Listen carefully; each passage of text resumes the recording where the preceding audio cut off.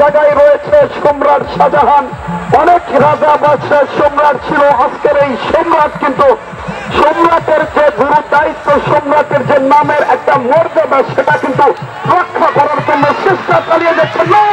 পিছন থেকে কিন্তু ফরিদটাকে যেভাবে আঘাত করেছে এবং সমানের সমান, আমার মনে হয় চতুর্থ দিনের প্রথম প্রতিযোগিতা, চূড়ান্ত প্রতিযোগিতা, তিনটি ঘোড়া এইমাত্র কিন্তু ছুটে যাচ্ছে।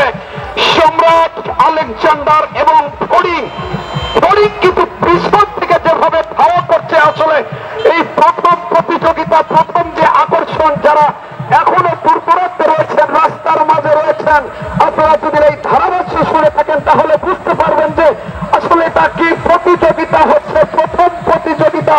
এরকম আকর্ষণ থাকবে এটা কিন্তু আমরা কখনো দেখিনি। আসলে এই প্রতিযোগিতা না দেখলে ভাষায় প্রকাশ করার মতো না, বিশ্বাস করার মতো না যে আজকের এই প্রতিযোগিতা, শেষ দিনের প্রতিযোগিতা কি হচ্ছে, কি হতে চলেছে। প্রথম ভাগ একটু করতালি দিবেন সবাই। আসলে প্রতিযোগিতা হচ্ছে আলেকজান্ডার, ফরিদ এবং সম্রাট।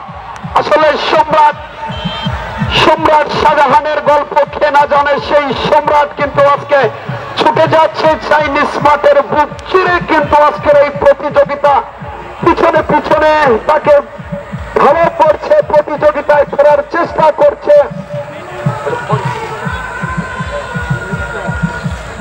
সম্রাট কিন্তু দেওয়া হয়েছে।